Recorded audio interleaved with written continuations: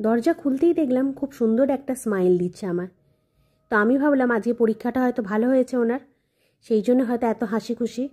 বললো, না পরীক্ষার কথা তুমি রাখো, আজ যে তুমি টিফিন দিয়েছিলে সেই টিফিনটা কিন্তু খুব ভালো হয়েছিল, এরম পরোটা আমাকে আবার দেবে। ভাবলাম রোজ তো পরোটা দিই, লুচি দিই, তো আজকে একটু অন্যরকম লাচ্চা পরোটা বানিয়ে দিই। তো সেই জন্য লাচ্চা পরোটা বানিয়ে দিয়েছিলাম, চিলি সয়াবিন বানিয়ে দিয়েছিলাম। ও সয়াবিনটা খেতে পছন্দ করে, তো ভাবলাম একটু অন্যরকম চিলি সয়াবিন বানাই, তা চিলি সয়াবিন বানিয়ে দিয়েছিলাম। এই ছিল আজকে ওর মেন টিফিন বক্স।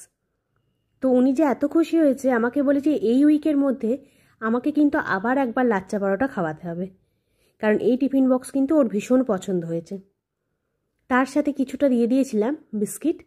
ও যেহেতু বিস্কিট খেতে পছন্দ করে, ওর পছন্দের জিনিসগুলোই আমি সাধারণত টিফিন বক্সে দিয়ে থাকি। তো হাইড অ্যান্ড সিকের কয়েকটা বিস্কিট দিয়ে দিয়েছিলাম, আর সঙ্গে 3-4টে মতন কাজু বাদাম দিয়ে দিয়েছিলাম। কেমন লাগলো আমার টিফিন বক্স রেসিপিটা জানাতে কিন্তু অবশ্যই কমেন্ট করবেন যে আপনারা আপনাদের বাচ্চাদেরকে কী কী টিফিন দিয়ে থাকেন। টাটা।